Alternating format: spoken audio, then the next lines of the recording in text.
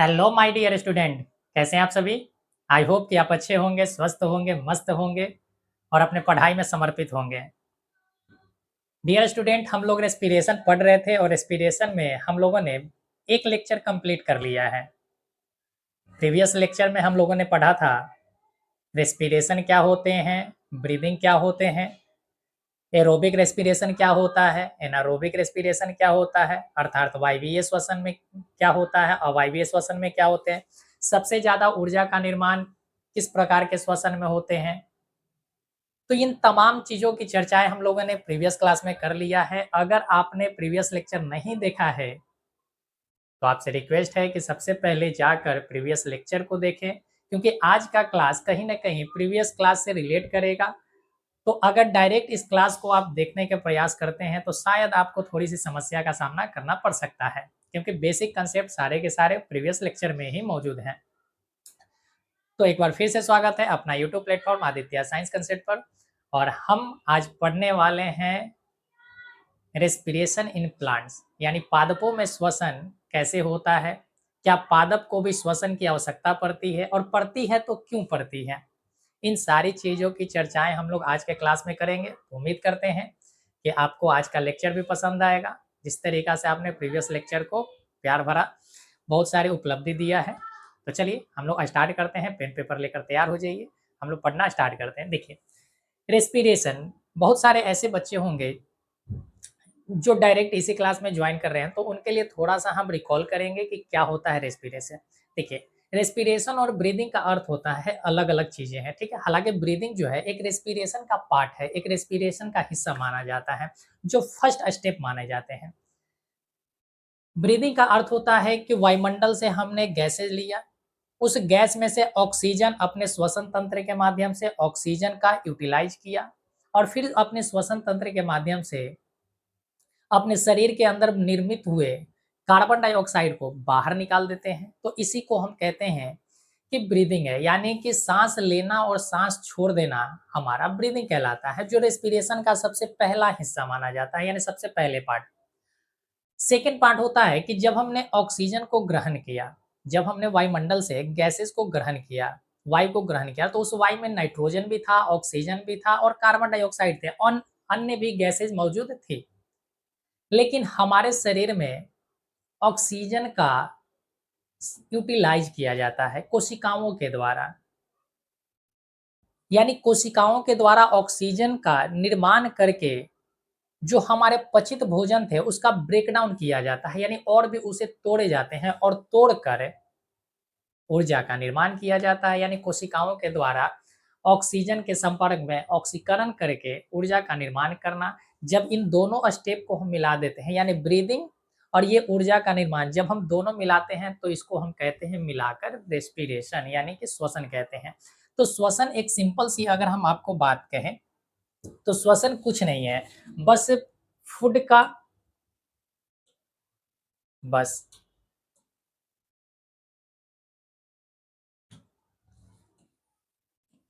Food है। Food को अगर हम ऑक्सीजन के साथ मिक्स करा दें, यानी इसका ऑक्सीकरण करवा दें फूड का, तो ये ऊर्जा हमें देगा, ये हमें ऊर्जा देगा। तो एक बार फिर हम आपको रिकॉल कराते हैं कि किस प्रकार से वो प्रोसेस हमें दिखाई पड़ते हैं, क्योंकि ये प्रोसेस जानना जरूरी है, क्योंकि जब तक प्रोसेस को आप नहीं जानेंगे कि कैसे कैसे ये प्रक्रिया होता है, तब तक आपको प्लांट्स की रेस्पिरेशन जो है समझ में नहीं आएगा। तो हम थोड़ी सी आपका और भी समय लेंगे। चलिए देखिए, होता क्या है कि हमने जो भोजन किया था, हमने कॉम्प्लेक्स फूड को ग्रहण किया था, हमने रोटी खाया, चावल खाया, दाल खाए, इस सारी चीज़ों में हमने कॉम्प्लेक्स फूड खाया था। अब कॉम्प्लेक्स फूड में हमारे कंपोनेंट थे जो न्यूट्रिएंट कहलाया। न्यूट्रिएंट में हमने कार्बोहाइड्रेट खाया था, प्रोटीन खाया था, वसा खाया था, ये सारी चीज़ें हमने खाई थी। तो हम अगर कार्बोहाइड्रेट को अगर हम कॉम्प्लेक्स फूड कह रहे हैं, तो जब हम कार्बोहाइड्रेट को अपने शरीर के अंदर ले जाते हैं तो इसका ब्रेकडाउन होता है हमारे पाचन तंत्र के माध्यम से, यानी डाइजेस्टिव सिस्टम के माध्यम से इस कार्बोहाइड्रेट का डाइजेशन होता है और ये डाइजेस्ट होकर कार्बोहाइड्रेट हमारा ग्लूकोज बन जाता है। तो हम एक ग्लूकोज का एग्जाम्पल लेते हैं। हमने कहा कि जब कार्बोहाइड्रेट हमारे शरीर में पचा, तो ग्लूकोज का निर्माण हुआ, ग्लूकोज का निर्माण हुआ। अब हम एक ग्लूकोज की बात कर रहे हैं, यानी कि ग्लूकोज के एक अणु की, एक मॉलिक्यूल्स की हम बात कर रहे हैं। अब ये ग्लूकोज पचा, अब ये ग्लूकोज हमारे शरीर के कोशिका द्रव्य के पास पहुंचता है, यानी ब्लड वेसल्स में जो ब्लड होते हैं उस ब्लड में ये ग्लूकोज घुल जाता है, विली के द्वारा मिक्स करवा दिए जाते हैं और ये धीरे धीरे कोशिकाओं के पास पहुंचता है और कोशिकाओं के पास पहुंचकर जो कोशिका द्रव्य होते हैं, जैसे हमने ये कोशिका बनाया तो इस कोशिका में मौजूद है कोशिका द्रव्य, इसमें एक तरल पदार्थ मौजूद होता है जिसे हम कहते हैं कोशिका द्रव्य, ये कोशिका द्रव्य है। अब इसी कोशिका द्रव्य में ग्लूकोज पहुंचकर इसका ब्रेकडाउन होता है।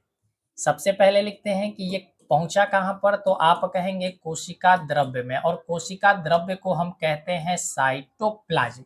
कोशिका द्रव्य को क्या कहते हैं? साइटोप्लाज्म कहते हैं। अब इस साइटोप्लाज्म में आकर ग्लूकोज का ब्रेकडाउन होगा। यहाँ पर जो ग्लूकोज पहुंचा है, यहाँ पर जो ग्लूकोज पहुंचा, अब इस ग्लूकोज का ब्रेकडाउन होगा इसी कोशिका द्रव्य में, जिसे हम कहते हैं ग्लाइकोलिसिस। यहाँ पर एक प्रक्रिया चलता है ग्लाइकोलिसिस को। ग्लाइको का अर्थ होता है ग्लूकोज और लिसिस का अर्थ होता है टूटना।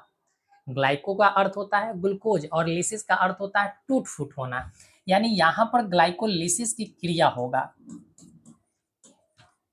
ग्लाइकोलाइसिस की क्रिया, ये सारे प्रश्न पूछे जाते हैं कि ग्लाइकोलाइसिस की क्रिया कहाँ पर होती है, तो कोशिका द्रव्य में होता है या साइटोप्लाज्म में होता है, या पूछा जाएगा कि साइटोप्लाज्म में ग्लूकोज का टूटना क्या कहलाता है, तो आप कहेंगे ग्लाइकोलाइसिस कहलाता है।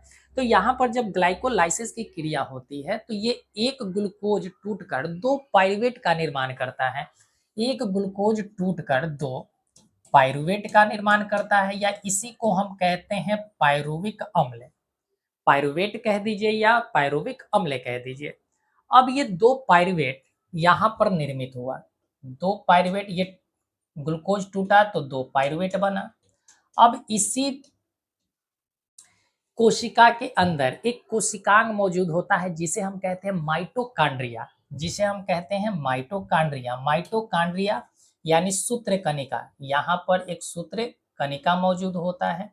अब ये दो पाइरुवेट जो है सूत्र कणिका के पास पहुंचेगा, दो पाइरुवेट सूत्र कणिका के पास पहुंचेगा। तो ये दो पाइरुवेट अब पहुंचा कहां पर, तो आप कहेंगे सूत्र कणिका यानी माइटोकांड्रिया के पास, माइटोकांड्रिया के पास पहुंचा। अब इस माइटोकांड्रिया के पास ब्लड वेसल्स के द्वारा ब्लड के माध्यम से ऑक्सीजन पहुंचता है, ब्लड के माध्यम से ऑक्सीजन यहाँ पर पहुंचता है।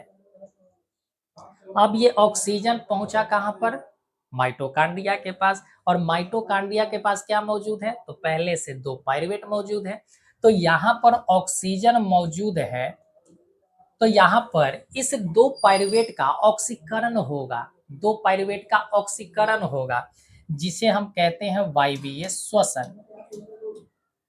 वायवीय श्वसन कह दीजिए, या इसी को हम कह सकते हैं कि यहाँ पर कौन सी क्रिया हुआ, ऑक्सीकरण हुआ, ऑक्सीकरण होता है या वायवीय श्वसन की क्रिया होती है। जब यहाँ पर ऑक्सीकरण हुआ और यानी कि पाइरुवेट ऑक्सीजन के संपर्क में आया तो घटना घटी ऑक्सीकरण की, और ऑक्सीकरण की घटता है तो ये दो पाइरुवेट अब टूट जाते हैं। टूटते किसमें हैं, तो ध्यान रखेंगे कि ये दो पाइरुवेट कार्बन डाइऑक्साइड का निर्माण करता है और साथ ही साथ जल का निर्माण करता है। दो बाई प्रोडक्ट के रूप में यहाँ पर निर्मित हुआ है, एक कार्बन डाइऑक्साइड और एक हुआ है जल का निर्माण, और साथ ही साथ हमें ऊर्जा की प्राप्ति होती है, यानी कोशिकाओं में किसका निर्माण हो जाता है, ऊर्जा का निर्माण होता है। और यह ऊर्जा जो है हमें एटीपी के फॉर्म में मिलते हैं। हमने एटीपी बताया है कि एडिनोसिन ट्राइफॉस्फेट, यानी यहाँ पर फास्फेट के 3 मॉलिक्यूल्स मौजूद होते हैं। ये सारी चीज हमने प्रीवियस लेक्चर में आपको बता दिया है। और कितने ऊर्जा का निर्माण होता है? 38 एटीपी ऊर्जा का निर्माण होता है। तो एक ग्लूकोज टूटेगा तो 38 एटीपी का निर्माण, एक ग्लूकोज टूटेगा 2 पाइरूवेट का निर्माण या 2 पाइरूवेट से 38 एटीपी का निर्माण होता है। यहाँ से बहुत सारे ऑब्जेक्टिव क्वेश्चन बनते हैं मेरे भाई। इस वजह से इस चीज़ को आप अच्छे ढंग से ध्यान रखेंगे कि एक ग्लूकोज का कोशिका द्रव में ग्लाइकोलाइसिस की क्रिया हुआ, जिससे ग्लाइकोलाइसिस की क्रिया हुआ तो 2 पाइरूवेट बना। अब ये 2 पाइरूवेट माइटोकॉन्ड्रिया के पास गया, माइटोकॉन्ड्रिया के पास ऑक्सीजन मौजूद था, तो यहाँ पर वायवीय श्वसन की घटना घटी। यानी वायवीय श्वसन कहलाया क्या? ऑक्सीकरण। यानी यहाँ पर एक क्रिया चला ऑक्सीकरण का। ऑक्सीकरण चला, हालाँकि यहाँ पर ध्यान रखेंगे कि माइटोकॉन्ड्रिया में एक साइकिल चलता है जिसे हम कहते हैं क्रेब्स साइकिल या क्रेब्स चक्र। तो क्रेब्स चक्र चलकर यहाँ पर कार्बन डाइऑक्साइड और जल का निर्माण किया और साथ ही साथ हमें ऊर्जा की प्राप्ति हो गई। तो ये सारे चीज हमारे श्वसन की क्रिया कहलाए। ये संपूर्ण क्रिया जो है हमारा श्वसन की क्रिया कहलाया। आई होप कि आपको ये बातें समझ में आ गया होगा। तो हर जितने सारे लिविंग ऑर्गेनिज्म है, सभी के सभी जीवों में यही घटना, यही प्रोसेस चलते रहते हैं। यानी सबसे पहले ग्लूकोज पाइरूवेट में टूटेगा और पाइरूवेट अंततः क्या बनाएगा? ऊर्जा का निर्माण कर देगा। तो ये सारी की सारी घटना जो है हर लिविंग ऑर्गेनिज्म में, चाहे वो आपको सूक्ष्म जीव हो, चाहे प्लांट्स हो और चाहे कोई बड़ा एनिमल्स हो, इन सभी में ये घटना घटते हैं। बात क्लियर है? उम्मीद करते हैं कि आपने वो ये बातें समझ गए होंगे। अब आपको किसी भी प्रकार से समस्या नहीं होगा। तो आइए अब हम लोग चलते हैं कि प्लांट्स में रेस्पिरेशन की क्रिया क्या होती है। देखिए, कह रहा है कि जानवरों की तरह, जानवरों के जैसा ही पौधों में भी ऊर्जा की आवश्यकता होती है। जानवरों के जैसा ही पौधों में भी ऊर्जा की जरूरत होता है। तो ये पौधे श्वसन की प्रक्रिया के माध्यम से ही ऊर्जा प्राप्त करते हैं। श्वसन के माध्यम से ही ऊर्जा क्या करते हैं? प्राप्त करते हैं। ये सारी चीज हमने बताया। पौधे श्वसन के लिए हवा में मौजूद पौधे श्वसन के लिए हवा में मौजूद ऑक्सीजन का इस्तेमाल करते हैं। अब कोई भी बच्चा ऐसा नहीं समझेगा कि बिना ऑक्सीजन के ऊर्जा की प्राप्ति होगी। हालांकि बिना ऑक्सीजन के भी कुछ जीव श्वसन कर लेते हैं, लेकिन उनके शरीर में उतना ऊर्जा की आवश्यकता नहीं होती। तो कम ऊर्जा के लिए बिना ऑक्सीजन की प्रेजेंस में ऑक्सीकरण बिना ऑक्सीजन के प्रेजेंस में श्वसन की क्रिया हो सकता है।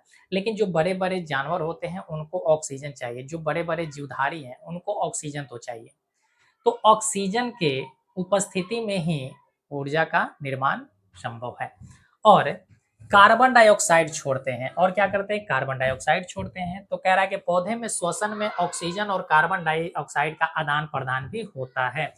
यानी जितने सारे पेड़ पौधे में ही नहीं, जितने सारे लिविंग ऑर्गेनिज्म है, अगर उन सभी में रेस्पिरेशन की क्रिया हो रही है तो वो ऑक्सीजन को ग्रहण करेंगे। ऑक्सीजन ऑक्सीजन को ग्रहण करेंगे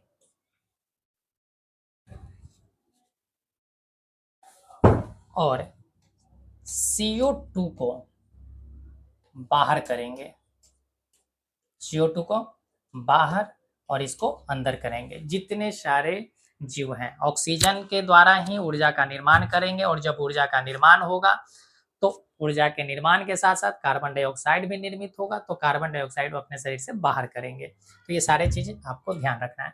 अब यहाँ पर कुछ पॉइंट आपको और भी ध्यान रखने हैं। क्या पॉइंट ध्यान रखना है कि ये हम लोगों की बात करें, जैसे जानवर की बात करते हैं और प्लांट्स की बात करते हैं, तो जानवरों में और प्लांट्स में, इन दोनों में अगर देखा जाए तो 3 मामलों में भिन्न होता है श्वसन की क्रिया में। पहला है, यहाँ पर लिखा हुआ है कि पौधे में श्वसन जानवरों से 3 मामलों में यानी 3 तरह से अलग है। पहला कह रहा है कि पौधे के सभी भाग में श्वसन की क्रिया होती है। अब कहेंगे कि सर इसका क्या मतलब है? हमें कुछ पल्ले नहीं पड़ा कि आप कहना क्या चाह रहे हैं। चलिए समझते हैं। देखिए, अगर हम लोग अपनी बात करें तो हम लोगों के पास क्या है? श्वसन की क्रिया करने, श्वसन में क्या चाहिए? ऑक्सीजन चाहिए।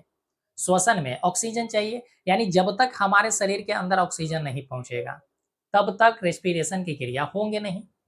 जब तक हमारे शरीर में ऑक्सीजन नहीं पहुंचेगा तब तक रेस्पिरेशन की क्रिया होंगे नहीं। इसका अर्थ हुआ कि ऑक्सीजन लेना हमारे लिए जरूरी है। तो ऑक्सीजन हमारे शरीर में किसी न किसी रास्ते से पहुंचेगा। किसी न किसी रास्ते से पहुँचेगा। वो रास्ता कौन-सा है? तो आप कहेंगे नाक या मुख? नाक या मुख? मुख तो हम उतना साँस लेते नहीं हैं, ज़्यादातर हम इस्तेमाल करते हैं नाक का। लेकिन नाक भी हमारा एक श्वसन मार्ग है, श्वसन अंग नहीं है। यहाँ पर ध्यान दीजिएगा, हमने क्या कहा? हमने कहा एक श्वसन मार्ग है, श्वसन मार्ग है और हमने एक कहा श्वसन अंग है, श्वसन अंग हमने कहा। अब ये श्वसन मार्ग और श्वसन अंग दोनों में क्या अंतर है समझिएगा। श्वसन अंग जो है, मुख्य श्वसन अंग आप कहें, मुख्य श्वसन अंग जानवरों में अलग-अलग होते हैं। जैसे हम लोगों में मुख्य श्वसन अंग फेफड़ा है। कीट-मकोड़े की कहें तो उसमें ट्रैकिया होता है।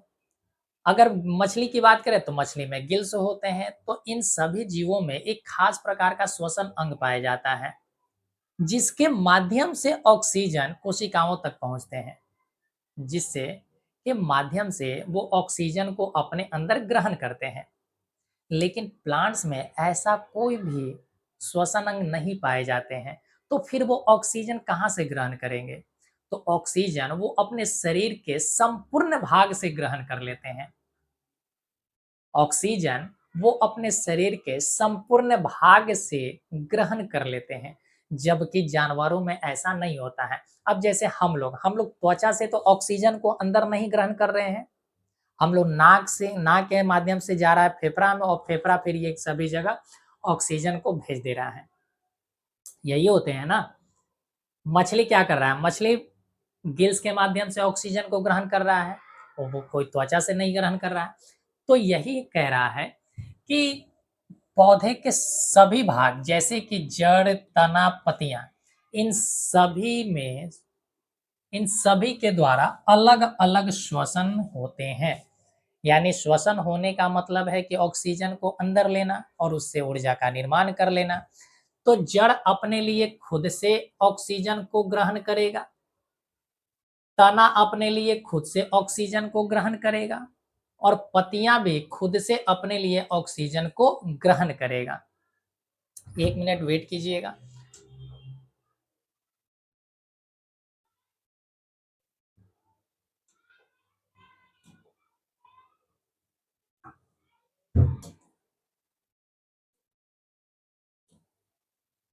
च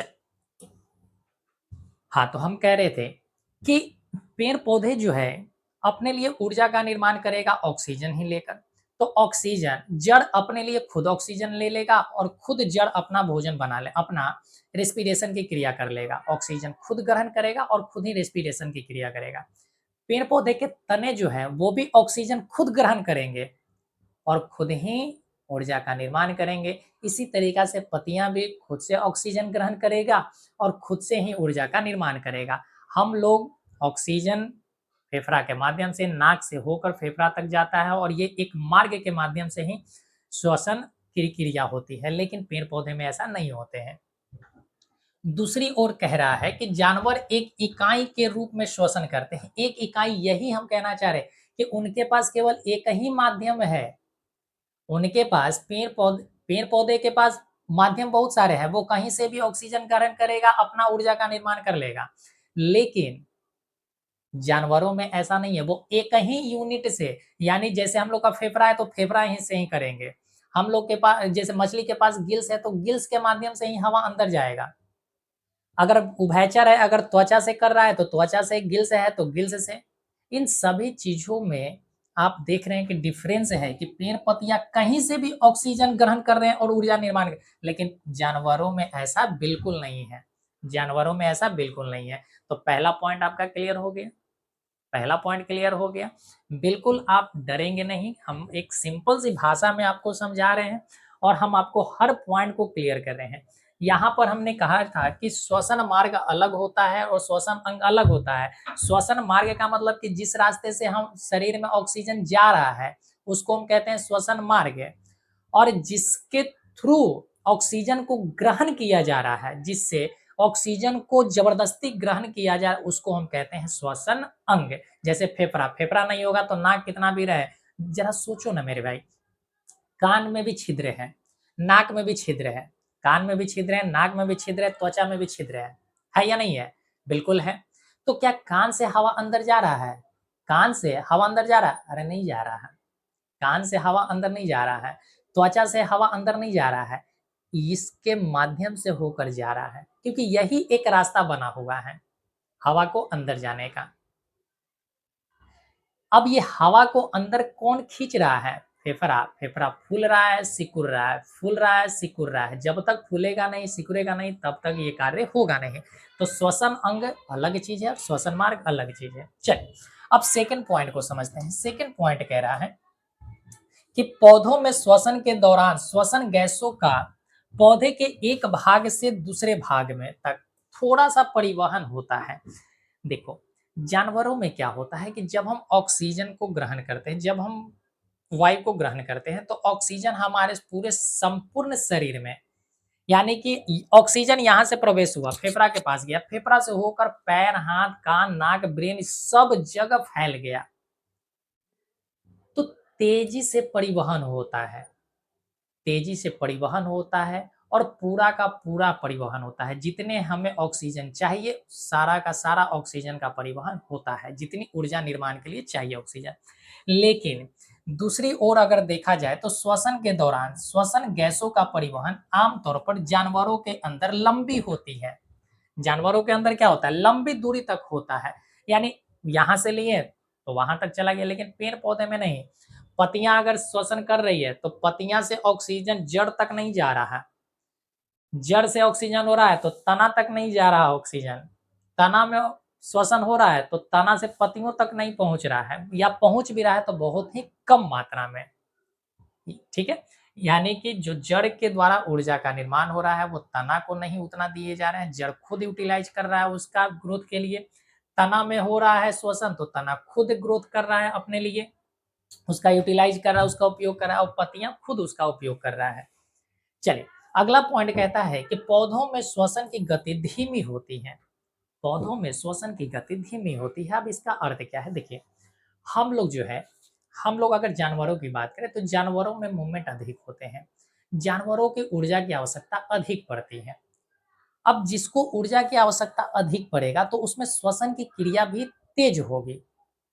जिसको ऊर्जा की आवश्यकता अधिक है तो उसमें श्वसन की क्रिया भी तेज होगी। जैसे हमने एक आपको एग्जाम्पल भी समझाया था कि अगर हम तेजी से जब दौड़ने लगते हैं तो हम लोग हाँफने लगते हैं, ऐसे करने लगते हैं या नहीं करने लगते? क्यों करने लगते हैं? क्योंकि हमारे शरीर में पर्याप्त ऑक्सीजन नहीं पहुंच पा रहा है, और पर्याप्त ऑक्सीजन नहीं पहुंच रहा है तो हमारे शरीर में अवायवीय श्वसन की क्रिया हो रही है, हमारे शरीर में लैक्टिक अम्ल का निर्माण हो रहा है, इथेनॉल का निर्माण हो रहा है, ऊर्जा का प्रॉपर निर्माण हो नहीं रहा, तो ऊर्जा की आवश्यकता अधिक पड़ रही है। तो जब ऊर्जा की आवश्यकता अधिक है तो पेड़ पौधे क्या करेंगे? पेड़, जब ऊर्जा की आवश्यकता अधिक होगा एनिमल्स में तो वो तेजी से श्वसन की क्रिया करेंगे। लेकिन प्लांट्स एक जगह रहकर ही अपने सारे ग्रोथ को करते हैं, तो उनको उतनी ऊर्जा की आवश्यकता नहीं पड़ती है। यानी एनिमल्स के अपेक्षा अगर देखा जाए तो प्लांट्स में कम रेस्पिरेशन होता है और धीमा होता है, तो धीमी गति से होती है, जबकि जानवरों में श्वसन बहुत तेज गति से होती है। तो आई होप कि आप ये सारी बातें को समझ गए होंगे। ठीक है, अगर बना बना कर आपको समझाएंगे, बिल्कुल टेंशन नहीं लेना है। जिनमें जड़ है, तना है और पत्तियां हैं, यानी कि जड़ की कोशिकाओं में खुद रेस्पिरेशन की क्रिया होगा, तना की जो कोशिकाएं हैं वो खुद अपने लिए रेस्पिरेशन करेगा, और पत्तियों के भी जो कोशिकाएं हैं खुद रेस्पिरेशन की क्रिया करेगा। इसका कहना ये है। अब कह रहा है कि फेफड़ों वाले जानवरों के लिए विपरीत पौधे के विशिष्ट श्वसन अंग नहीं होता है। हमने अभी कुछ देर पहले कहा कि हम लोगों में एक खास प्रकार का क्या है, श्वसन अंग है, लेकिन पेड़ पौधे में श्वसन अंग नहीं होता है। तो यहाँ पर कह रहा है कि प्रत्येक संयंत्र भाग अपनी गैस विनिमय आवश्यकताओं को स्वयं पूरा करता है। यानी जो बात पहले हमने समझाया वही बात ये कह रहे हैं। अब यहाँ पर एक बात और समझना है। कह रहा है कि जबकि देखो, एक प्रकाश संश्लेषण है और एक श्वसन है, इन दोनों बातों को समझने का कष्ट करेंगे। चल यहीं पर समझाते हैं आपको। अधिकांश लोग क्या समझते हैं, देखिए, एक तरफ हमने लिखा प्रकाश संश्लेषण, एक तरफ हमने लिखा प्रकाश संश्लेषण,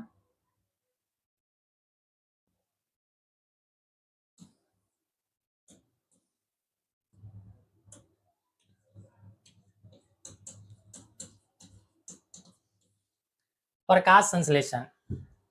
प्रकाश संश्लेषण में क्या होता है कि हम लोग वायुमंडल से कार्बन डाइऑक्साइड को ग्रहण करते हैं। हम लोग नहीं, पेड़ पौधे, हम लोग नहीं, ठीक है, पेड़ पौधे।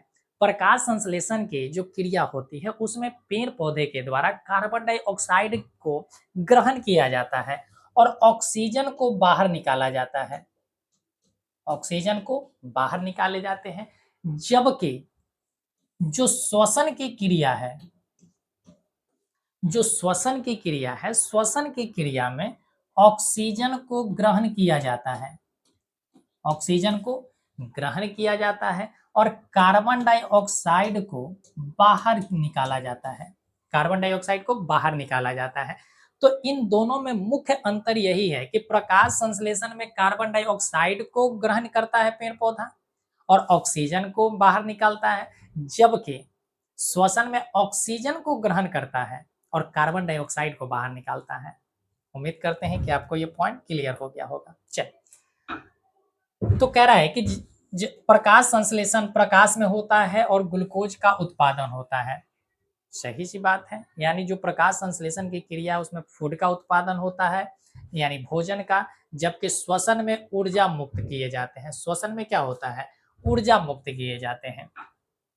पौधे की जड़ें भी श्वसन की क्रिया करती है, वे मिट्टी के भीतर वायु स्थानों से ऑक्सीजन प्राप्त करता है और श्वसन की क्रिया कर लेता है।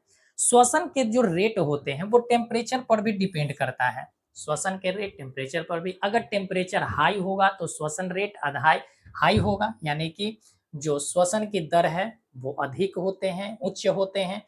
लेकिन जब टेम्परेचर कम होता है तो श्वसन की दर भी कम होते हैं। ये सारे पॉइंट आपको याद रखना है। चल,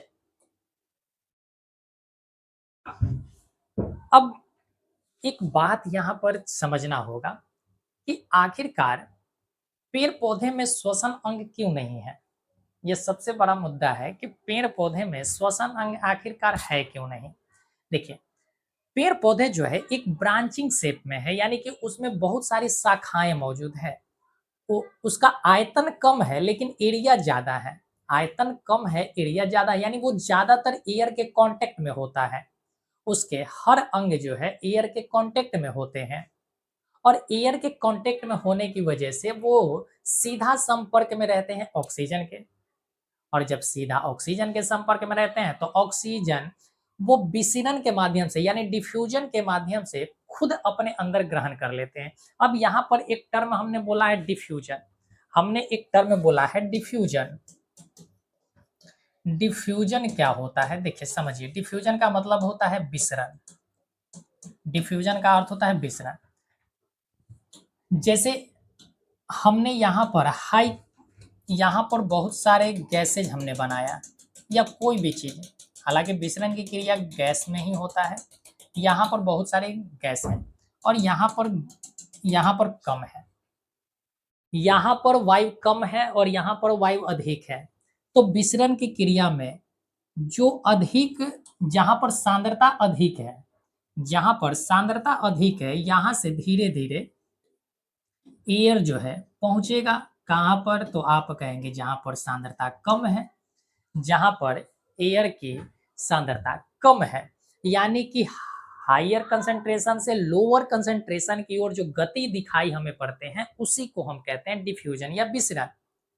तो पेड़ पौधे में भी यही क्रिया के माध्यम से ऑक्सीजन को ग्रहण किया जाता है। ऑक्सीजन को पेड़ पौधे में ग्रहण करने की जो विधि है वो विधि विसरण है, यानी कि बाहर में, यानी वायुमंडल में ऑक्सीजन की मात्रा अधिक होती है और पेड़ पौधे के अंदर ऑक्सीजन की मात्रा कम होती है। तो अधिक मात्रा से कम मात्रा की ओर गति कर जाता है ऑक्सीजन और फिर ये ऑक्सीजन पहुंच जाते हैं कोशिकाओं के पास और फिर श्वसन की क्रिया हो जाती है। तो यहाँ पर कह रहा है कि पौधे में शाखाएं होती है, पौधा किस प्रकार के होते हैं, ब्रांचिंग शेप में होते हैं और इसलिए उनके आयतन की तुलना में उनका सतही क्षेत्रफल काफी बड़ा होता है, यानी वो बहुत बड़ा फैले होते हैं। उनका एरिया, आयतन कम है लेकिन एरिया क्या है, अधिक है। इसलिए केवल विसरण ही पौधों के सभी कोशिकाओं को उतनी ऑक्सीजन प्रदान कर सकता है, यानी कि उसमें किसी भी प्रकार का अगर श्वसन अंग नहीं है, तो विसरण ही एक माध्यम है जिस माध्यम से इसको पर्याप्त रूप से ऑक्सीजन मिल पाएगा। जितनी उन्हें श्वसन के लिए चाहिए, यानी जितना उनको ऊर्जा बनाने के लिए चाहिए ऑक्सीजन, उतना इसको किस माध्यम से मिलेगा? विसरण के माध्यम से ही मिलेगा। और विसरण पौधे की जड़ों, तनों और पत्तियों में होता है। यानी ये विसरण की घटना जो हमें देखने को मिलेंगे, वो पौधे के सभी अंगों में, यानी जड़ में भी दिखेगा, तना में भी दिखेगा और पत्तियों में भी दिखेगा। बात क्लियर है? उम्मीद करते हैं कि ये सारी बातें आपको समझ में आ गया होगा। तो अब यहाँ से हम लोग समझते हैं एक-एक करके ये सारी चीज़ों को। चल, अभी-अभी हमने पढ़ा कि प्लांट्स में श्वसन क्यों ज़रूरी है और प्लांट्स में श्वसन किन-किन अंगों में होते हैं। तो हमने पढ़ा कि जड़ में होता है, तना में होता है और पत्तियों में होते हैं।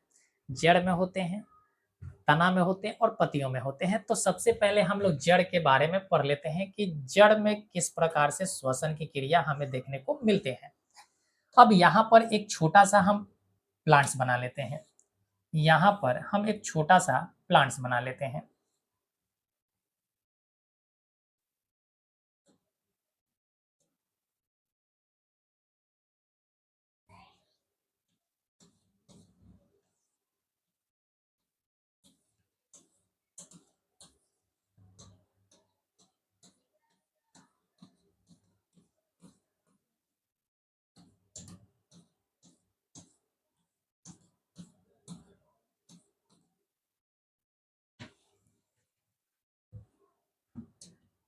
थोड़ा इंतज़ार कीजिएगा।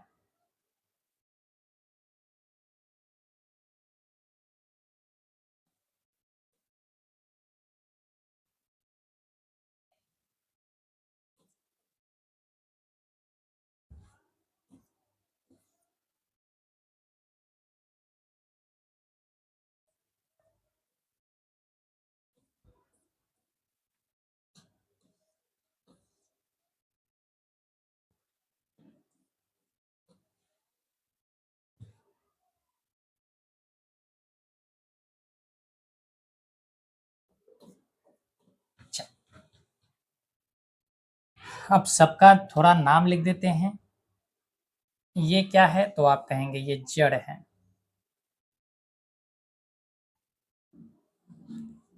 इसको कहते हैं रूट कैप। इसको कहते हैं रूट कैप। ये जो पॉइंट है, ये जो आपको ये वाली जो ब्रांचेस जैसा दिखाई दे रहा है, इसकी हम बात कर रहे हैं, ठीक है? इसको हम कहते हैं एपिडर्मिस। एपिडर्मिस। एपिडर्मिस यानी कि जड़ का सबसे ऊपरी भाग, जड़ का जो ऊपरी भाग है, उसको हम कहते हैं एपिडर्मिस। और एपिडर्मिस में ही आपको एक छोटा-सा रोंवा की तरह दिखाई दे रहा होगा। इस तरीक़ा से ये रोंवा-रोंवा की तरह आपको दिखाई दे रहे हैं। तो इसको हम कहते हैं root hair. Root hair. Root hair का अर्थ है मूल रोम। रूट हेयर को, रूट का मतलब होता है मूल, जड़, और हेयर का मतलब होता है बाल, या उसी को हम रोम कहते हैं। हालाँकि इसे बाल तो नहीं कहेंगे यहाँ पर, तो इसे हम कहते हैं रोम, यानी कि रूट हेयर मूल रोम है ये। अब इसी में ये कहाँ पर होगा? तो आप कहेंगे कि सर ये मिट्टी में मौजूद होगा। ये जड़ कहाँ पर होंगे? तो आप कहेंगे कि मिट्टी में होगा। तो ये मिट्टी हो गया, ये मिट्टी हो गया। हमने इसको नाम दिया कि ये क्या है? मिट्टी के कण हैं। मिट्टी के कण। अब इसी मिट्टी के कणों के बीच में आप देख पा रहे हैं कि कुछ गैप मौजूद है। कुछ गैप मौजूद है। मिट्टी के कणों के बीच क्या मौजूद है? तो आप कहेंगे गैप सर मौजूद है। तो इस गैप में एयर भरा होता है। क्या भरा होता है? एयर भरा होता है। इस बात को अच्छे से ध्यान दीजिएगा कि इस मिट्टी के कण में मौजूद है एयर। तो ये हो गया एयर। अब एयर कहने का मतलब हवा है, हवा में क्या मौजूद है? ऑक्सीजन मौजूद है। हवा में क्या मौजूद है? ऑक्सीजन मौजूद है। इसको हम नाम दे सकते, ये हमारा तना है, ये तना है, और ये आप समझ रहे हैं कि पत्तियां हैं। हमने आपको प्रकाश संश्लेषण में कहा था कि प्रकाश संश्लेषण की घटना भी जो होती है वो तीनों जगह पर होती है, पत्तियों में भी होते हैं, तना में भी होते हैं और जड़ में भी। लेकिन जहां होंगे कब? जब वो हिस्सा ग्रीन हो, यानी जहां क्लोरोफिल मौजूद होगा वहीं पर प्रकाश संश्लेषण की घटना हमें देखने को मिलेंगे। तो हम यहाँ पर सबसे पहले भोजन का निर्माण कर लेते हैं। ये है सन, ये है सन। सन से पहुंचेगा सनलाइट, सन से पहुंचेगा सनलाइट पहुंचेगा, तो यहां पर सनलाइट पहुंचा, यहां पर पहुंचा सनलाइट। वायुमंडल से क्या पहुंचेंगे? तो कार्बन डाइऑक्साइड, वायुमंडल से पहुंचे, वायुमंडल में मौजूद है कार्बन डाइऑक्साइड। अब यहां से वायुमंडल से कार्बन डाइऑक्साइड पहुंचेगा, ठीक। नीचे मिट्टी में मौजूद है क्या? पानी। मिट्टी में मौजूद क्या है? पानी। तो यहां पर हम H2O भी लिख देते हैं, यहां पर मौजूद है पानी। अब ये पानी भी पहुंचेगा ऊपर में और पहुंचेगा पत्तियों के पास। तो यहां पर प्रकाश संश्लेषण की घटना होगी। इन पत्तियों में क्या होंगे? प्रकाश संश्लेषण की घटना घटेगी और फूड का निर्माण होगा। किसका निर्माण होगा? फूड का निर्माण होगा। तो अब यहाँ पर हमने फूड बना लिया, भोजन बना लिया। अब भोजन के रूप में क्या है? तो आप कहेंगे इस भोजन के रूप में है ग्लूकोज, भोजन के रूप में मौजूद है ग्लूकोज। अब ग्लूकोज बनकर तैयार है, अब श्वसन की क्रिया होगा। यहां पर चला क्या? प्रकाश संश्लेषण, प्रकाश संश्लेषण चला, प्रकाश संश्लेषण की क्रिया यहां पर चले। अब यहां पर इस ग्लूकोज का क्या होगा? श्वसन की क्रिया चलेगा। अब ये श्वसन की क्रिया में फूड जो है कहां पर पहुंचा हुआ है? प्रकाश संश्लेषण हुआ, फूड बन गया। फूड तो सभी अंगों को चाहिए था, प्लांट्स के सभी अंगों के पास फूड पहुंच गया। तो अब फूड पहुंचा हुआ है कहां पर? तो आप कहेंगे जड़ के पास फूड पहुंचा हुआ है। जड़ के सभी कोशिकाओं के पास फूड पहुंच चुका है पहले से ही। अब यहां पर ऑक्सीजन पहुंचेगा। अब यहां से हमें क्या चाहिए? ऑक्सीजन चाहिए। तो समझे मेरे भाई, यहां पर हमने बनाया, ये जड़ बना दिए। इस जड़ के अंदर क्या है? तो आप कहेंगे कोशिकाएं हैं। इस जड़ के अंदर मौजूद है कोशिका, तो हमने कोशिका। यहां पर हायर कंसंट्रेशन में क्या है? वायु है। इसको हम बना लेते हैं रोम। यहां पर हमने बनाया, रोम बनाया, रोम। ये ऑक्सीजन को क्या करेगा? यहां पर जो मौजूद ऑक्सीजन है, यानी जो मिट्टी के कणों के बीच में फंसा हुआ जो गैस है, ये गैस में मौजूद है ऑक्सीजन। अब ये ऑक्सीजन पहुंचेगा कहां पर? इस मूल रोम के माध्यम से, इस मूल रोम के माध्यम से ऑक्सीजन पहुंचेगा एपिडर्मिस के पास। कहां पहुंचेगा?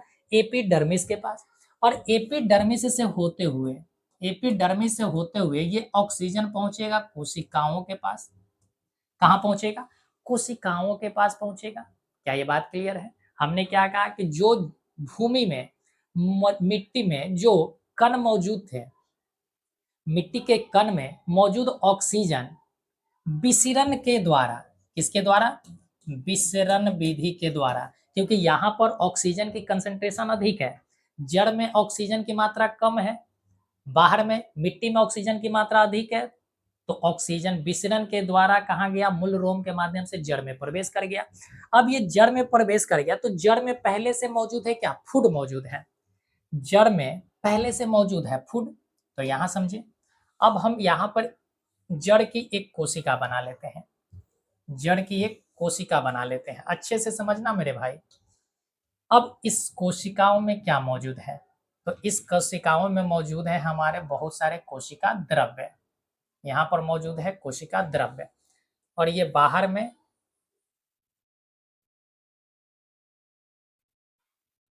ये है क्या? कोशिका भीति।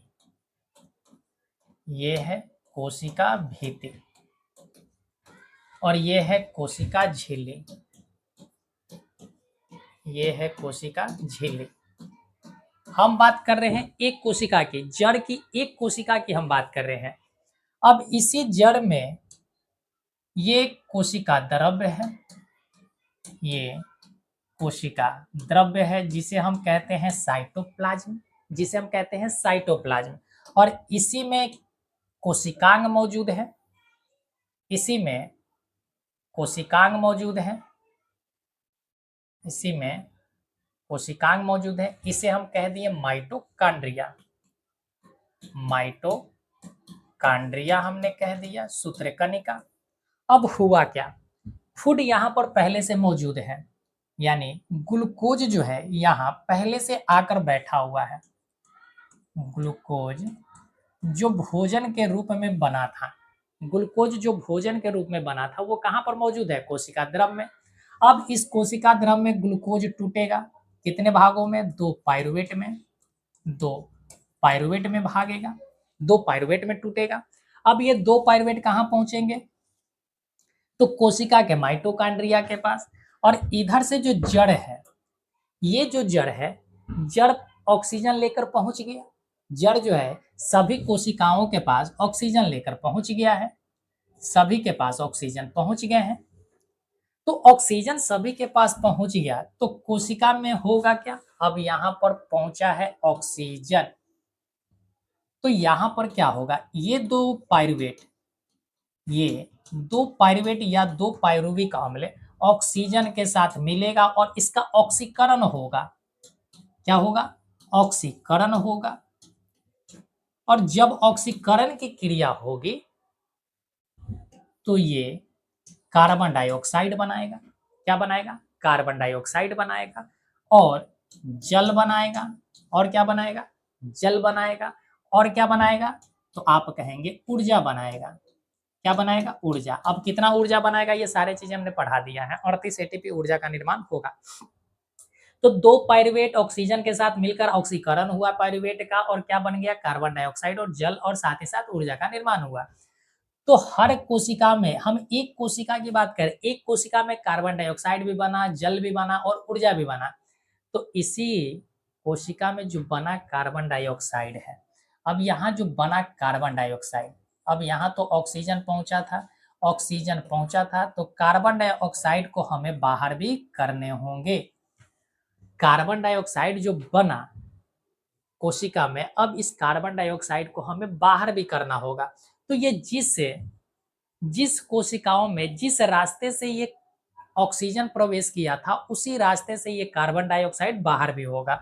तो यहाँ पर जो ऑक्सीजन बने तो यहाँ इसी कोशिका में कार्बन डाइऑक्साइड बना, तो ये कार्बन डाइऑक्साइड फिर इसी मूल रोम से होते हुए कार्बन डाइऑक्साइड बाहर भी निकल जाएगा, बाहर भी निकल जाएगा। तो यहाँ से हमें क्या पता चला, यहाँ से पता चला कि जो जड़ें हैं, जड़ अपने लिए श्वसन की क्रिया खुद करता है। कैसे करता है, ये सारे चीज पता चल गए कि जो जड़ है, भूमि में मौजूद जितने सारे गैसेज हैं, उन गैसेज में से ऑक्सीजन को छांटेगा, किसके द्वारा, मूल रोम के द्वारा। और मूल रोम के द्वारा ये विसरण के माध्यम, विसरण विधि द्वारा ये अंदर जाएगा जड़ की कोशिकाओं में, और जड़ की हर कोशिकाओं में ऑक्सीजन पहुंचेगा और हर कोशिकाओं में ऊर्जा का निर्माण होगा। और जब ऑक्सीजन का निर्माण होगा, तो जब ऑक्सीजन वहां जाएंगे तो ऊर्जा का निर्माण होगा, और जब ऊर्जा का निर्माण होगा तो उस ऊर्जा का यूटिलाइज यानी उपयोग पेड़ पौधे अपने ग्रोथ के लिए करेंगे।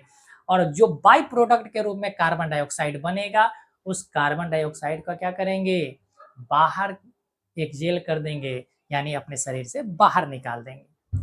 तो इस तरीका से जड़ में भी श्वसन की क्रिया हमें देखने को मिलते हैं। तो आई होप कि आपको ये बातें समझ में आ गया होगा। अब यहाँ से एक और पॉइंट आपको समझना है, वो क्या है, देखिए, जब हम जड़ में, देखो, जड़ जो है मिट्टी में है, और मिट्टी में दूरियां होती हैं, मिट्टी के कणों में एयर छिपे होते हैं। अब अगर हम अधिक पानी देते हैं, यानी पेड़ पौधे को आवश्यकता से जब हम अधिक पानी देते जाते हैं, तो ये मिट्टी के कण जो है ये आपस में चिपक जाते हैं। मिट्टी के कण आपस में चिपक जाते हैं और जब आपस में चिपक जाते हैं तो एयर गैप खत्म हो जाता है। एयर गैप खत्म हो जाता है यानी उसमें एयर अब मौजूद नहीं होते हैं। तो जब एयर मौजूद नहीं होंगे तो पेड़ पौधा श्वसन की क्रिया नहीं करेगा और जब श्वसन की क्रिया नहीं करेगा तो धीरे धीरे ये जड़ क्या हो जाएंगे, नष्ट हो जाएंगे और जड़ नष्ट हो गए तो पेड़ भी नष्ट हो गया। तो फिर पेड़ पौधे सूख जाते हैं। तो आपने देखा होगा जब आप गमले में किसी प्लांट्स को लगा देते हैं तो उसमें हम लोग निरंतर पानी देते हैं एक लिमिट में, लेकिन अगर लिमिट से लिमिटेशन से अगर अधिक पानी उसमें दे देते हैं तो पेड़ पौधे सूख जाते हैं। वजह क्या है? क्योंकि वो श्वसन की क्रिया नहीं कर पाए। श्वसन की क्रिया नहीं कर पाए तो ऊर्जा का निर्माण नहीं हुआ, ऊर्जा का निर्माण नहीं हुआ तो सूख गए। सिंपल सी बात, यही तो होते हैं। तो स्व या हम लोग इसकी श्वसन की क्रिया को अगर बेहतर बनाए रखने के लिए हम लोग उसके तले में यानी जो गमला होता है गमले के तले में या साइड में हम लोग छिद्र कर देते हैं ताकि पानी जो है रिस कर पूरा मिट्टी भिगा दे और फिर जो एक्स्ट्रा पानी है वो बाहर गिर जाए। क्यों? क्योंकि हमें ये एयर गैप बना कर रखना बहुत ज़रूरी होता है। एयर गैप हमें बनाकर रखने ज़रूरी होते हैं। बरसात के मौसम में आपने देखा होगा कि अधिकांश पेड़-पौधे सूख जाते हैं, क्योंकि उसके जड़ के पास क्या लग जाता है? पानी लग जाता है। जब पानी अधिक लग जाते हैं, तो उसमें श्वसन की क्रिया नहीं होता है, तो पेड़-पौधे सूख जाते हैं। तो कहते हैं कि पेड़ सूख गया। अरे वजह क्या रहा? वजह ये रहा कि अधिक पानी उसको मिल गया। तो अधिक पानी भी क्या है? नुकसानदेह है। तो जितनी चाहिए उतना ही ये प्रकृति है। प्रकृति से हमें बहुत कुछ सीखने को मिलते हैं कि जितनी हमें नीड है उतना ही हमें यूटिलाइज़ करना चाहिए। आवश्यकता से अधिक अगर कोई भी चीज़ आपको मिलेगा, तो उसका नुकसान झेलना स्वाभाविक है।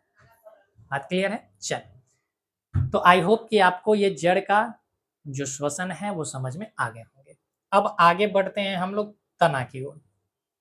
आगे बढ़ते हैं हम लोग तना की ओर। देखिए, तना की अगर हम बात करें तो तना 2 प्रकार के होते हैं। एक तो होता है मुलायम, एक होता है मुलायम और एक होता है कठोर, एक होता है कठोर। मुलायम तना हम उससे कहते हैं जिससे लकड़ी नहीं मिलता है हमें, जिससे हमें किसी भी प्रकार की लकड़ी की प्राप्ति नहीं होती। जैसे केला की अगर हम बात करें, तो केला से क्या हमें लकड़ी की प्राप्ति होती है? बिल्कुल नहीं होती है। अगर हम कहें कि सहजन, सहजन से हमें लकड़ी मिलते हैं? बिल्कुल नहीं मिलते हैं। या किसी अन्य अगर हम बात करें कि कुछ ऐसे प्लांट्स हैं जैसे फ्लावर वाले, तो फ्लावर वाले प्लांट्स में भी हमें लकड़ी नहीं मिलता है, तो उसे हम कहते हैं मुलायम है। कठोर जिससे हमें लकड़ी मिल जा रहा है, यानी जिसका यूटिलाइज हम लोग कर ले फर्नीचर बनाने में, तो वहाँ से लकड़ी जैसे आम की बात करें, कठोर में क्या हो गया? आम की लकड़ी हो गया, नीम हो गया, बड़हर हो गया, शीशम हो गया, ये सारे चीज़ हैं। ये सारे के सारे जो है ये कठोर तना वाले प्लांट्स हैं और इसका कलर कैसा होता है? तो आप कहेंगे ब्राउन होता है। इसका कलर ब्राउन होता है यानी भूरा होता है। मुलायम, मुलायम में क्या है? तो आप समझ गए कि केला हो गया, सहजन हो गया, पपीता हो गया, ये सभी के सभी मुलायम। तो इसके कलर होते हैं ग्रीन, इसके कलर होते हैं ग्रीन। तो तना में भी 2 प्रकार से श्वसन होता है, यानी ऑक्सीजन अंदर जाने के लिए। देखो श्वसन में तो मुख्य रूप से क्या है? ऑक्सीजन को ही इन्हेल करना है, अंदर ले जाना है। तो यहाँ पर ऑक्सीजन जो है, ऑक्सीजन यहाँ पर किसके माध्यम से अंदर जाएगा? तो ऑक्सीजन यहाँ पर रंध्र के माध्यम से अंदर जाता है। यानी जो मुलायम तना वाले जो प्लांट्स हैं, उनमें ऑक्सीजन अंदर जाता है रंध्र के माध्यम से, जिसे हम स्टोमाटा कहते हैं। हिंदी रंध्र है और इंग्लिश में स्टोमाटा, आप ध्यान रखेंगे स्टोमाटा है। और जो कठोर लकड़ी होता है, उस कठोर लकड़ी में रंध्र नहीं पाए जाते हैं। उन कठोर लकड़ी में पाया जाता है वात रंध्र। वात रंध्र पाए जाते हैं जिससे हम कहते हैं लेंटिसेल, जिसे हम कहते हैं लेंटिसेल्स कहते हैं। लेंटिसेल्स का अर्थ है वात रंध्र, यानी वात रंध्र के माध्यम से ही ऑक्सीजन अंदर प्रवेश करता है। वात रंध्र के माध्यम से ही ऑक्सीजन अंदर प्रवेश करता है वुडी लकड़ी में। वुडी वाले जो प्लांट्स है यानी लकड़ी वाले जो प्लांट्स है जिससे हमें फर्नीचर के लिए लकड़ी मिल जाता है। तो ध्यान रखिएगा कि तना में 2 तरह से श्वसन की जो ऑक्सीजन है 2 तरह से प्रवेश करते हैं। एक तो होता है स्टोमाटा के थ्रू और एक होता है लेंटिसेल्स के थ्रू। तो देखो स्टोमाटा आपको हमने बताया है कि किस तरीका का होता है। ये है स्टोमाटा, ये जो है स्टोमाटा है।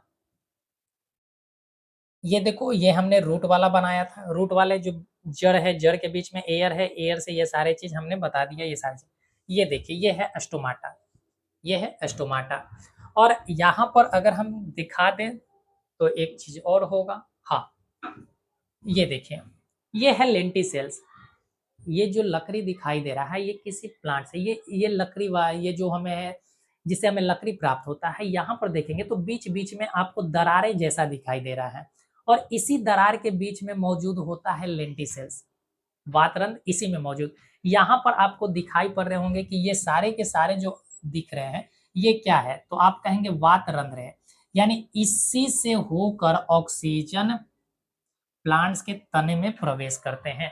यहाँ भी देखिए जो छोटे हैं यहाँ पर आपको छोटा बड़ा हर तरह से आपको दिखाई पड़ेगा। इस तरीके से अगर देखें ध्यान से, अगर आप प्लांट्स को देखें, पपीता को भी प्लांट्स में, पपीता वाले में देखिएगा दिख जाएगा हल्का फुल्का, या नीम के पौधे में देखिए, या पीपल के प्लांट्स होते हैं उसमें जाकर देखिए, इस प्रकार के आपको स्ट्रक्चर दिख जाएगा।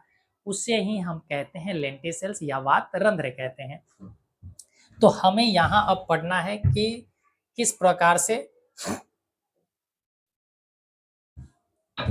चल देखिए अगर हम तना की बात करें तो हम एक तना बना लेते हैं। पहले तो ग्रीन ग्रीन वाले बना लेते हैं।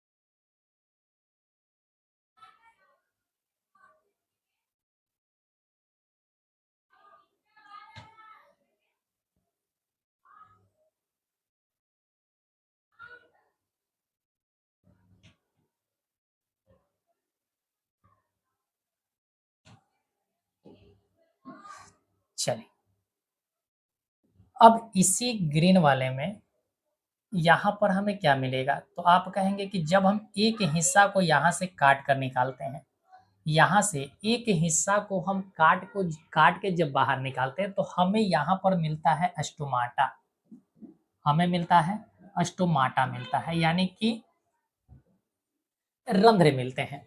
अब ये रंध्र कैसे होता है देखिए,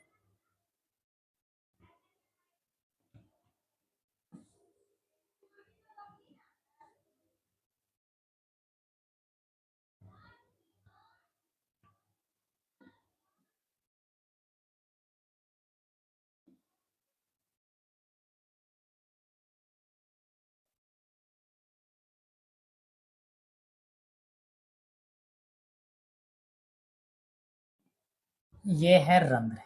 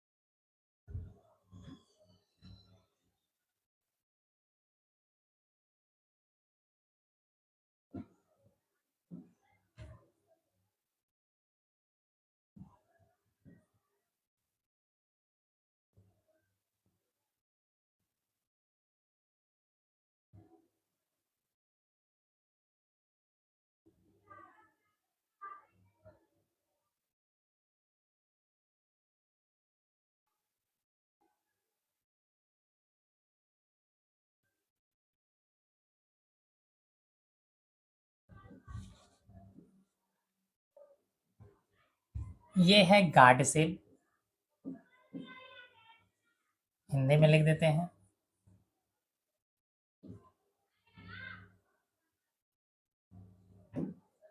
ये है गार्ड कोशिका।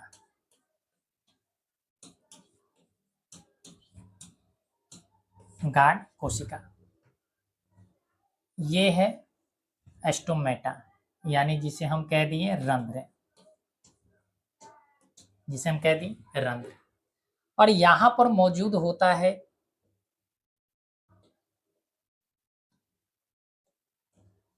बहुत सारे वात रंध्र इस तरीका से, और यहाँ पर न्यूक्लियस भी मौजूद होता है, यहाँ पर न्यूक्लियस भी मौजूद होता है। चल, तो होता क्या है देखिए,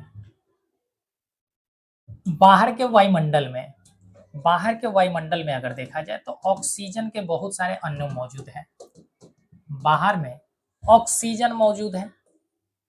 अब ये ऑक्सीजन विकिरण के माध्यम से जाएगा कहां पर, तो आप कहेंगे गार्ड कोशिका के पास। विकिरण के माध्यम से कहा जाएगा, गार्ड कोशिका के पास। और यहाँ पर पहले से मौजूद है, यहाँ पर क्लोरोप्लास्ट था। क्लोरोप्लास्ट में क्या मौजूद है, तो आप कहेंगे क्लोरोफिल।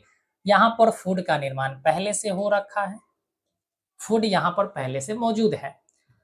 अब इसी रंध्र के माध्यम से प्रवेश करेगा, इसी रंध्र के माध्यम से ऑक्सीजन अंदर जाएगा, एस्टोमेटल के माध्यम से जाएगा कहां पर, तो आप कहेंगे कि पहुंचेगा कोशिकाओं के पास, यानी इस वात रंध्र के माध्यम से पहुंचा कोशिकाओं के पास। अब यहाँ पर एक कोशिका हम बना लेते हैं। अब यहाँ कोशिका के पास पहले क्या मौजूद है, तो कोशिका द्रव। इस कोशिका के द्रव ग्लूकोज था। इस कोशिका द्रव्य के पास क्या मौजूद है, ग्लूकोज मौजूद है। और ग्लूकोज का क्या हुआ, टूट फुट हुआ। टूट फुट होकर क्या बना, दो पायरुवेट बना, दो पायरुवेट बना। अब ये दो पायरुवेट कहाँ पहुंचेगा, तो आप कहेंगे सर माइटोकॉन्ड्रिया के पास पहुंचेगा। और माइटोकॉन्ड्रिया के पास पहुंचकर ऑक्सीजन कहाँ गया, ऑक्सीजन गया माइटोकॉन्ड्रिया के पास। और यहाँ पर निर्माण हुआ किसका, तो आप कहेंगे ऊर्जा का निर्माण हुआ। और किसका निर्माण हुआ, कार्बन डाइऑक्साइड का। और किसका निर्माण हुआ, जल का निर्माण हुआ। इन सभी चीजों का निर्माण हुआ। तो यहाँ पर आप देख पा रहे हैं कि ऑक्सीजन प्रवेश किया है रंध्र के माध्यम से। ऑक्सीजन अंदर प्रवेश किया है किससे होकर, रंध्र के माध्यम से। किस प्रोसेस के द्वारा, डिफ्यूजन के यानी विकिरण के विधि द्वारा। तो यहाँ पर जो तने हैं अपने अंदर ऑक्सीजन को ग्रहण करते हैं रंध्र के माध्यम से। और यहाँ पर जो कार्बन डाइऑक्साइड बना, तो कार्बन डाइऑक्साइड बाहर भी निकलेगा। तो बाहर कैसे निकलेगा, यहाँ पर निर्माण हुआ कार्बन डाइऑक्साइड, तो कार्बन डाइऑक्साइड भी इसी रंध्र के माध्यम से बाहर भी निकलेगा। यानी कि गैसों का आदान प्रदान जो तना में हमें देखने को मिल रहे हैं वो रंध्र के माध्यम से दिखाई दे रहा है। बाकी तो ये प्रोसेस आपको हर जगह समान दिखाई देगा। बाकी ऊर्जा निर्माण के लिए प्रोसेस आपको हर जगह समान दिखेगा कि कोशिकाओं में कोशिका द्रव के पास पायरुवेट में टूटेगा, और माइटोकॉन्ड्रिया के पास ऊर्जा में बना दे, ऊर्जा का में बन जाएगा, और कार्बन डाइऑक्साइड और जल बन जाएंगे। सारी चीज समझ में आ गए, बात क्लियर है। चल, अब आगे बढ़ते हैं। अब ऊडी वाले में क्या होते हैं, जो ब्राउन जैसा होता है। जैसे अगर हम ब्राउन की बात करें, तो ब्राउन में क्या होता है,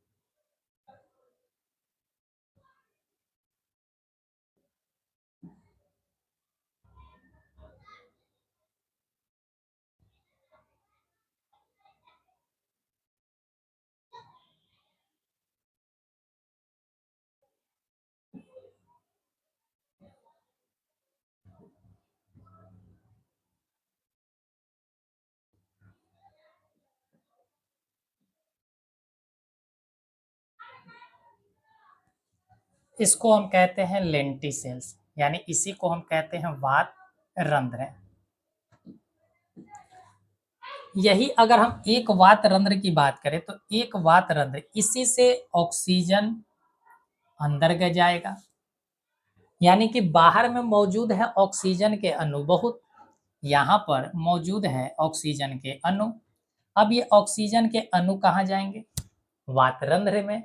और किस प्रोसेस से? तो डिफ्यूजन की प्रोसेस से। और यहाँ पर ऑक्सीजन गया तो यही ऑक्सीजन फिर कोशिकाओं के पास, यहाँ पर माइटोकॉन्ड्रिया है, माइटोकॉन्ड्रिया में क्या होंगे? वो ऑक्सीजन पहुंचेंगे और यहाँ पर ऊर्जा का निर्माण होगा। हालांकि ये चीज हम बार बार नहीं समझा रहे हैं आपको, क्योंकि ये सारे प्रोसेस सब में समान रहेगा, तो हमने पहले ही समझा दिया। तो यहाँ पर ऑक्सीजन जो है वातरंध्र के माध्यम से अंदर जा रहा है, और इसमें जो बना हुआ कार्बन डाइऑक्साइड है, यहाँ पर जो कार्बन डाइऑक्साइड बना वो इसी वातरंध्र से होकर बाहर भी निकलेगा, इसे वातरंध्र से होकर बाहर भी निकलेगा। यानी कि लेंटिसेल्स यानी वातरंध्र के माध्यम से ऑक्सीजन अंदर प्रवेश करता है और कार्बन डाइऑक्साइड जो है बाहर निकल जाते हैं। बात क्लियर है? आगे बढ़ जाए, बोलिए। चल, तो ये हमारा ओडी वाली लकड़ी की बात है। अब आते हैं पत्तियों में। पत्तियों की अगर हम बात करें,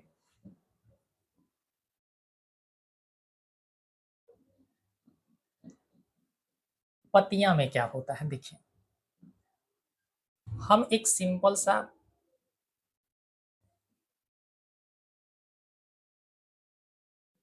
पत्तियां बना लेते हैं और इस पत्तियां के बीच से हम कट निकाल लेते हैं। यहां से हमने काट कर अलग निकाल लिया। जब हम काट के अलग निकालेंगे तो इसको हमें इस तरीका से स्ट्रक्चर हमें दिखाई पड़ेंगे। जब हम काट कर अंदर की ओर झांकेंगे, ठीक है, काट कर हम अंदर की ओर झांक रहे हैं, तो झांकने से होगा क्या? हमने बताया कि इसके ऊपर में, पत्तियों के ऊपर में क्या पाए जाते हैं? क्यूटिकल्स पाए जाते हैं। पत्तियों के ऊपर में पाए जाते हैं क्यूटिकल्स, ये हम कह दिए क्यूटिकल्स। ये क्या है? Epidermis, epidermis. इसी तरीका से ये है, ये भी है एपिडर्मिस। यहाँ पर इस तरीका से हमें पतले पतले स्ट्रक्चर ऐसा दिखाई पड़ते हैं, और यहाँ भी हमें इस तरीका से स्ट्रक्चर हमें देखने को मिलता है।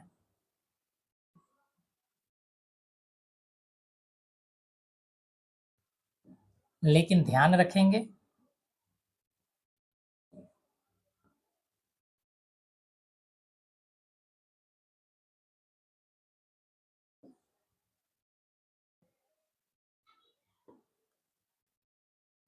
यहीं पर मौजूद होता है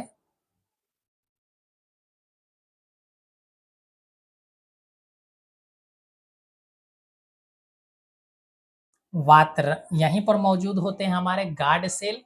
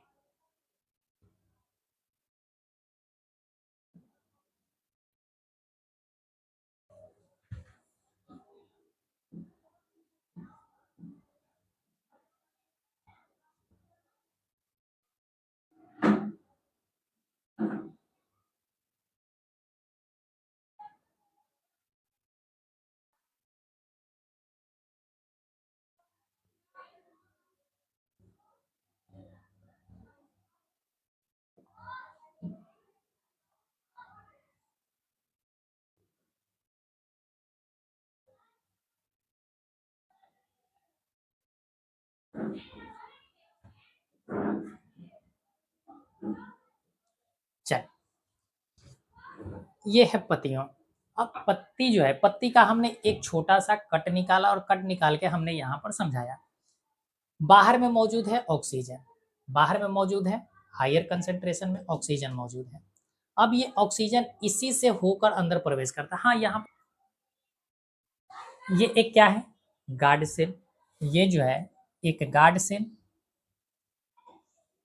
एक ये गार्ड सेल पेयर में है। ये क्या है तो आप कहेंगे स्टोमाटा है। ये क्या है? स्टोमाटा है। और इसी में मौजूद है क्या? क्लोरोप्लास्ट। इसके ऊपर गार्ड सेल के ऊपर आप देख पा रहे हैं कि क्लोरोप्लास्ट, यानी इसी के अंदर होगा क्लोरोफिल भी होगा। और ये इसका है न्यूक्लियस, ये इसका न्यूक्लियस है। ऑक्सीजन क्या होते हैं? बाहर में अधिक है, तो ऑक्सीजन इसी स्टोमाटा के माध्यम से अंदर जाता है।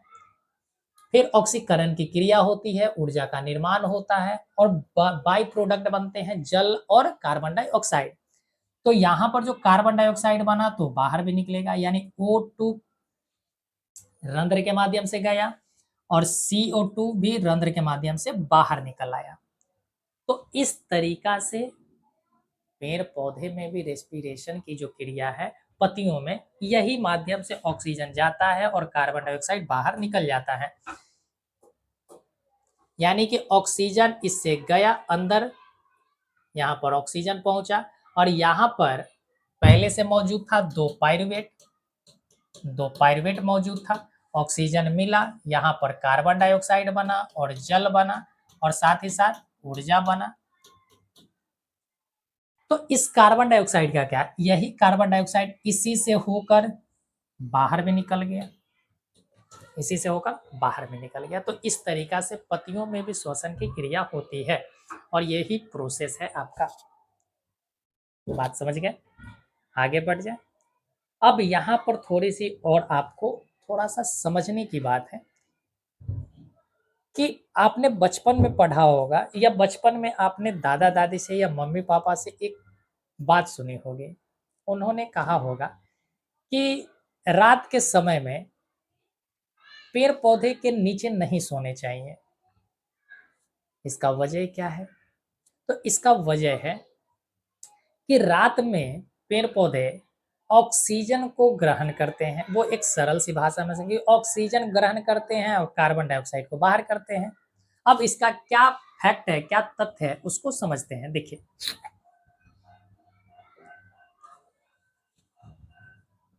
एक तरफ हम दिन लिख देते हैं और एक तरफ है रात। एक दिन की समय की और एक रात की टाइम की बात करें। दिन के समय में क्या होता है? दिन के समय में प्रकाश संश्लेषण भी होता है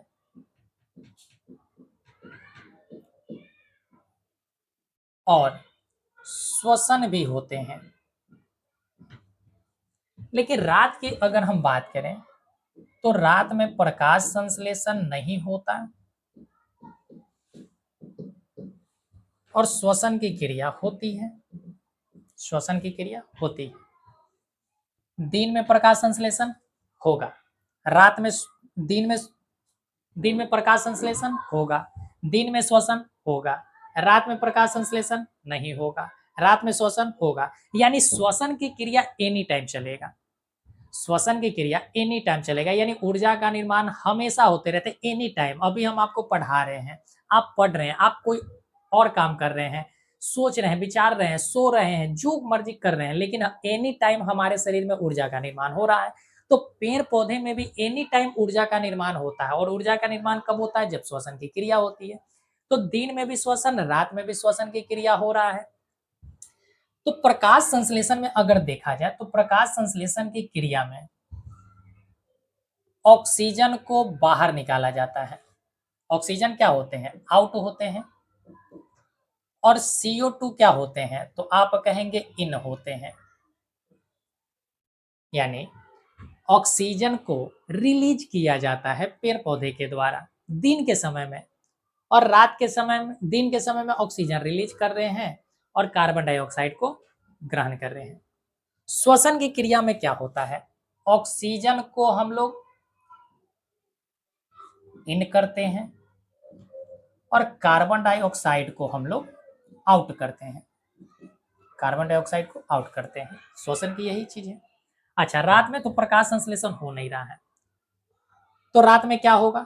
श्वसन की क्रिया होगा। श्वसन में इन होगा ऑक्सीजन और कार्बन डाइऑक्साइड क्या होंगे? तो आप कहेंगे आउट होंगे। अभी तक तो इतनी बातें हम लोगों ने पढ़ लिया, किसी भी प्रकार से समस्या नहीं। अब दोनों में अंतर समझो। दिन के समय में क्या हो रहा है? दिन के समय में प्रकाश संश्लेषण और श्वसन दोनों कार्य एक साथ चल रहे हैं। दोनों कार्य एक साथ चल रहा है। यहाँ पर जब प्रकाश संश्लेषण हुआ तो ऊर्जा बना। प्रकाश संश्लेषण हुआ, माफ कीजिएगा, प्रकाश संश्लेषण हुआ तो भोजन बना। क्या बना? भोजन बना। इधर से श्वसन की क्रिया चल रहा था तो ऑक्सीजन यहाँ पर पहुंचा। तो बना क्या? तो आप कहेंगे इससे बना कार्बन डाइऑक्साइड, और क्या बना? जल बना, और क्या बना? ऊर्जा बना। क्या ये इतनी बात समझ में आया?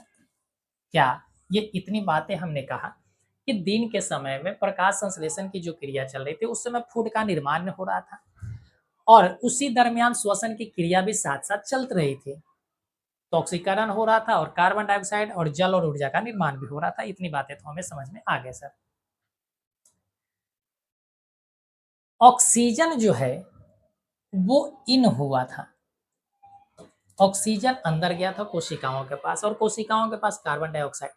अब यहाँ पर ध्यान से सुनिएगा, ये कार्बन डाइऑक्साइड जो है किस लिए जरूरी था? तो आप कहेंगे कि फूड का जो निर्माण हुआ, फूड का निर्माण ये कार्बन डाइऑक्साइड और जल से हुआ है। ये कार्बन डाइऑक्साइड और जल से। वायुमंडल में क्या मौजूद था? तो आप कहेंगे कि वायुमंडल में सर मौजूद था कार्बन डाइऑक्साइड, और नीचे भूमि में मौजूद था जल। तो प्रकाश संश्लेषण की क्रिया में फूड का निर्माण हो रहा था, लेकिन जब श्वसन की क्रिया हुआ तो कार्बन डाइऑक्साइड जल तो फिर से बने। अब ये क्या होगा? अब यही कार्बन डाइऑक्साइड और जल का इस्तेमाल फिर से प्रकाश संश्लेषण की क्रिया में हो जाता है। यही कार्बन डाइऑक्साइड और जल का इस्तेमाल पेड़ पौधा फिर से प्रकाश संश्लेषण की क्रिया में कर लेते हैं। क्या ये बात समझ में आ रहा है कि प्रकाश संश्लेषण में कार्बन डाइऑक्साइड और जल चाहिए, और रेस्पिरेशन में हमें ऑक्सीजन चाहिए। रेस्पिरेशन की क्रिया हुआ तो कार्बन डाइऑक्साइड जल बाई प्रोडक्ट के रूप में बन गए, द्वि उत्पाद के रूप में बना, और यही द्वि उत्पाद फिर से काम आ गया किसमें? प्रकाश संश्लेषण की क्रिया में। तो वायुमंडल से भी इसको मिल गया कार्बन डाइऑक्साइड और जल, और साथ ही साथ श्वसन में जो बना था बाई प्रोडक्ट के रूप में ये भी मिल गया। तो कुछ हद तक जल वाष्प की हानि भी देखने को मिलते हैं, और कुछ हद तक कार्बन डाइऑक्साइड वायुमंडल में भी छोड़ दिया। ऐसा नहीं है कि सारा का सारा कार्बन डाइऑक्साइड का यूटिलाइज ये प्रकाश संश्लेषण की क्रिया में कर ले रहा, बिल्कुल ना, ऐसा बिल्कुल ना समझेंगे आप।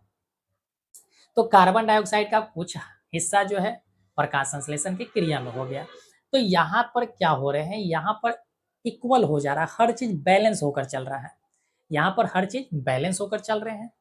लेकिन यहाँ पर समझिएगा कि रात में प्रकाश संश्लेषण की क्रिया तो नहीं होता, क्योंकि रात में सन एनर्जी नहीं है। तो यहाँ पर पहले से मौजूद है फूड, पहले से मौजूद था फूड। फूड मौजूद है, कोशिकाओं के पास ऑक्सीजन पहुंचा, तो बना क्या? तो आप कहेंगे कार्बन डाइऑक्साइड बना, जल बना, और साथ ही साथ ऊर्जा बना। बोलिए, बने या नहीं बने? बने। जब रात के समय में प्रकाश संश्लेषण की क्रिया नहीं हो रहा है तो फूड का निर्माण भी नहीं हो रहा है, तो ये कार्बन डाइऑक्साइड जो गैस है ये क्या होंगे? पेड़ पौधे के द्वारा बाहर कर दिए जाएंगे, क्योंकि इसका इस्तेमाल ये नहीं कर सकता है। जो बेकार की चीजें हैं उसको शरीर से बाहर निकालना जरूरी होता है। तो इसके लिए भी कार्बन डाइऑक्साइड और जल जो है इसको बाहर करना जरूरी होता है। रात के समय में आपने सुना होगा कि पेड़ के नीचे थोड़ा सा ठंड महसूस होता है।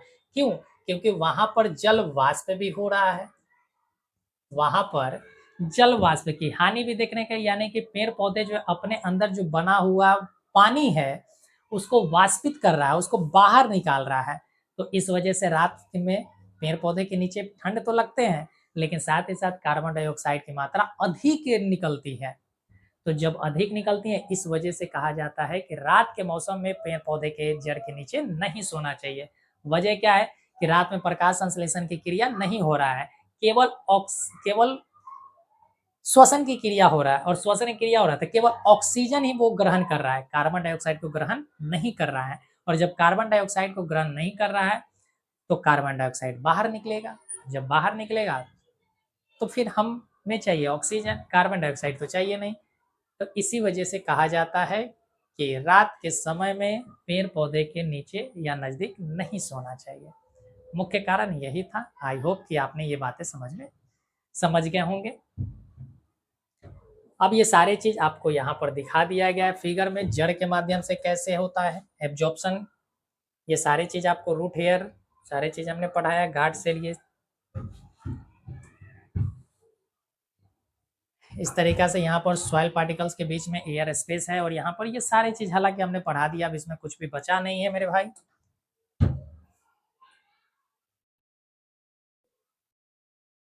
चल, तो उम्मीद करते हैं कि आपको आज का लेक्चर पसंद आया होगा, आपने सभी चीज़ों को बेहतर ढंग से समझ लिया होगा, आपका कंसेप्ट क्लियर होगा। तो कोई भी मेरे प्यारे बच्चे, अगर आपको वीडियो पसंद आया है, आपको लेक्चर पसंद आया है, तो आप चैनल को सब्सक्राइब कर लीजिए, बेल आइकन दबा लीजिए और साथ ही साथ अपने दोस्तों के साथ भी शेयर अवश्य करें, क्योंकि उनको भी फ्री ऑफ कॉस्ट एजुकेशन का लाभ मिल सके, उनको भी बेहतर कंसेप्ट सीखने को मिल सके, अपना एक देहाती भाषा में, अपना एक जो आम बोल भाषा है, उसमें यानी सरल शब्दों में उनको भी समझाया जा सके, अगर उनको भी किसी भी प्रकार से समस्या होता हो तो। तो आज हम लोग यहीं पर रुकेंगे। नेक्स्ट जो लेक्चर होगा हम लोगों का, उसमें हम देखेंगे कि लिविंग ऑर्गेनिज्म में जो सूक्ष्म होते हैं, यानी कि माइक्रो जो ऑर्गेनिज्म होते हैं, उनमें कैसे प्लांट कैसे रेस्पिरेशन की क्रिया होता है, ये सभी चीज़ों की चर्चा हम लोग करेंगे। तो आपको कैसा लगा वीडियो अवश्य आप कमेंट बॉक्स में बताएंगे कि आपको किस प्रकार से आपको कहाँ आपको समस्या है, या कोई और भी आपको कोई भी समस्या हो, जैसे कि इस कंसेप्ट में और भी आपको बेहतरीन ढंग से समझना होगा, तो ये सारी चीज़ आपको समझा दिया जाएगा। बाकी हम अपने तरफ से 100% आपको देने का प्रयास किए हैं। फिर भी लगता है कि सर कुछ चीज़ें छूट गई है, तो आप कमेंट बॉक्स में अवश्य बताएँगे। आपका कमेंट हम लोगों के लिए एक मोटिवेशन और एक गुरु दक्षिणा के रूप में कार्य करता है। तो उम्मीद करते हैं कि आप हमारी बात को समझ गए होंगे। चलिए फिर मिलते हैं अगले वीडियो में, तब तक आप अपना ख्याल रखें और कंसेप्ट को क्लियर करें और अपना लेक्चर को बेहतरीन बना लें मेरे भाई, ठीक है? चलो फिर मिलते हैं।